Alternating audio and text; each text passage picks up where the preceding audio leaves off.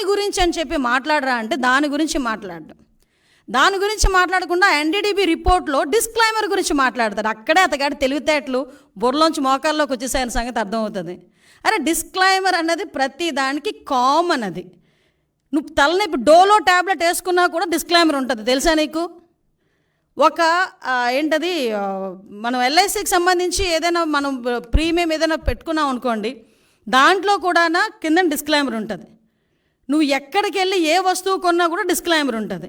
ఆ డిస్క్లైమర్లో నాడేదో రాశాడని చెప్పేసి దాని గురించి మాట్లాడుతున్నావు. వీళ్ళు జరిగిన తప్పుని కప్పిపుచ్చుకునే ప్రయత్నం చేస్తున్నారు తప్పించి, జరిగిపోయిన తప్పుని జరిగిందని ఒప్పుకోవడం కానీ దానికి క్షమాపణలు కోరటం కానీ జరగట్లే, అది కనిపించట్లే. ఆవిడ అనకూడదు కానీ స్పీకర్ పొజిషన్లో ఏం మాట్లాడతాడండి? ఆవిడ పామాయిలు ఈ సంబంధించిన ఆయిల్ ఫుడ్ ఎక్కువ తినేసిందంట, అందుకని ఆ వచ్చిన పాలులోని అందులోకి వచ్చిన నెయ్యిలోని కూడా కొవ్వు కలిసిందట. ద గ్రేట్ జనరల్ సెక్రటరీ, అతను పెద్ద లాయరు, అతగాడు మాట్లాడతాడు పంది కొవ్వు రేట్ల గురించి మాట్లాడతాడు. అంటే వీళ్ళ తాలూకా స్థాయి, వీళ్ళ తాలూకా ఆలోచన పరిజ్ఞానం ఎలా ఉందో ఆలోచించండి. అంత కాస్ట్లీ పంది కొవ్వట ఈ నెయ్యిలో కలిపేస్తారా అని అడిగాడు. అంటే అతగాడి తాలూకా తెలివితేటలు ఇలాంటి వాడిని పెట్టుకుని చేశారు. దీవన్నిటికీ కూడా సిట్ ఏర్పాటు చేస్తే, సిట్ కూడా సొంత మనుషులతో చేయించారు సిట్ అన్నాడు. లేకపోతే సాక్షి ఉద్యోగస్తులతో ఏమంటారా? సాక్షి ఉద్యోగస్తులతో వేసేది సిట్ కాదయా, ప్రభుత్వ ఉద్యోగస్తులతో వేసేది సిట్టు. ఈ అధికారులందరూ కూడా నీవు పనిచేసినప్పుడు, నువ్వు ముఖ్యమంత్రి ఉన్నప్పుడు కూడా పనిచేసిన వాళ్ళే.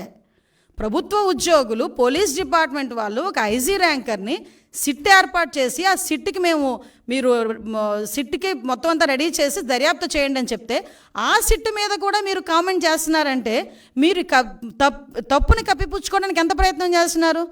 మరి విజిలెన్స్ ఎంక్వైరీ వద్దు అని చెప్పి ఎందుకు కోర్టులకు వెళ్ళే పరిస్థితి వచ్చింది?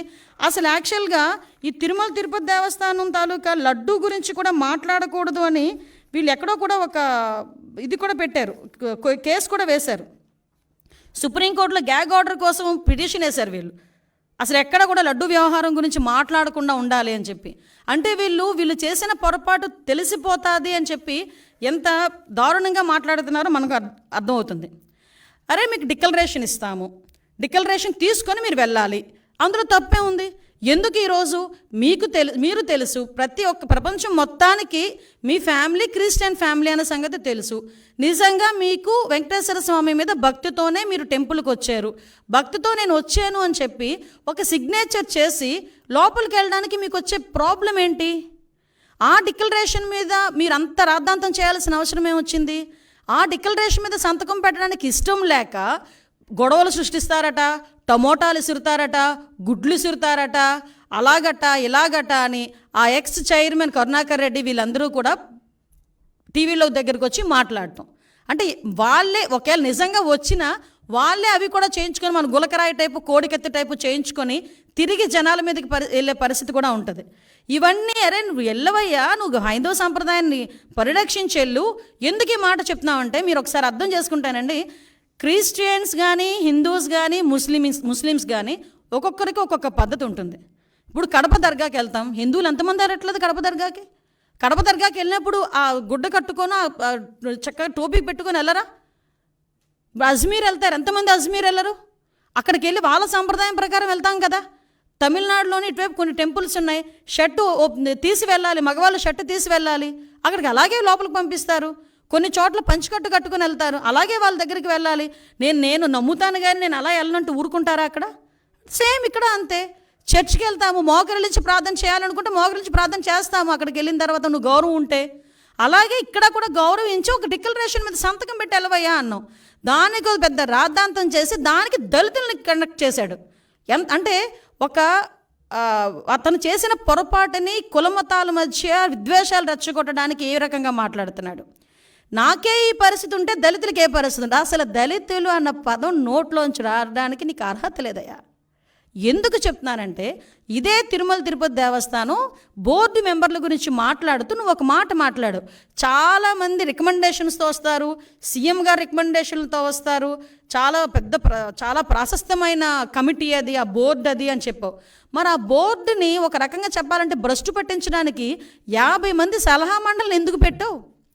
నీకు విషయం చెప్పనా, అఫ్కోర్స్ అది కోర్టు కొట్టేసింది కాబట్టి పోయారు, కానీ నువ్వు ఇచ్చిన బోర్డులో కూడా 6గురికి నేర చరిత్ర ఉందని సాక్షాత్తు హైకోర్టు బయట చెప్పింది. నీకు ఇంకో విషయం తెలుసా? నువ్వు ఇచ్చిన బోర్డులో ఒక్కడు కూడా దళితుడు లేడు. నువ్వు ఈరోజు దళితుల గురించి మాట్లాడుతున్నావు. నీకు ఆ రోజే నీ చేతులతోనే టీటీడీ బోర్డు మెంబర్లకి దళితులకి ఇవ్వాలన్న ఆలోచన కూడా నీకు రాలే. మళ్ళా పైగా ఈరోజు దళితుల గురించి మాట్లాడుతున్నావు. మా హయాంలో మా బాలవీరాంజనేయ గారు, మా మంత్రి గారు ఆ రోజు బోర్డు మెంబరు. ఇంకో విషయం కూడా ఇక్కడ ప్రస్తావించాలి కాబట్టి ప్రస్తావిస్తున్నా. 2014-19 హయాంలో నేను ఎమ్మెల్యేగా ఉండేటప్పుడు గౌరవ ముఖ్యమంత్రి గారు చంద్రబాబు నాయుడు గారు నన్ను టీటీడీ బోర్డు మెంబర్ని చేస్తే ఆ రోజు నా మీద కావాలని నేను మాట్లాడిన మాటలను కట్ అండ్ పేస్ట్ చేసి ఆరోపణ చేశారు. ఎలాంటి ఆరోపణలు చేస్తే ఆ ఆరోపణలు కూడా నేను ఒకటే, అతని ప్రాశస్తం తగ్గకూడదని ఆ రోజు మేమే బయటకు వచ్చి, అంటే దళితురాలనైనా నన్ను వెళ్ళనివ్వకుండా కూడా ఆ రోజు నీ పేటీఎం బ్యాచ్ అంతలాగా సోషల్ మీడియాలో రెచ్చిపోయి నా మీద రేణిపోని అబాండాలన్నీ వేశారు. మీరు అబాండాలు వేసినంత మాత్రాన్ని నేనే వెంకటేశ్వర స్వామికి దూరం అయిపోలేదు కదా. ఆ రోజు దళితురాలను నన్ను కూడా వెళ్ళనివ్వలేదు, దళితులకి ఎవరికి పోటీ పెట్టనివ్వలేదు, కనీసం వాళ్ళకి ఇవ్వలేదు, దళితులకి ఎవరికి నువ్వు బోర్డు మెంబర్ ఇవ్వలేదు. ఈరోజు నువ్వు మాట్లాడుతున్నావు. నేను ధైర్యంగా చెప్తున్నాను, నేను హిందువుని. నువ్వు చెప్పగలవా?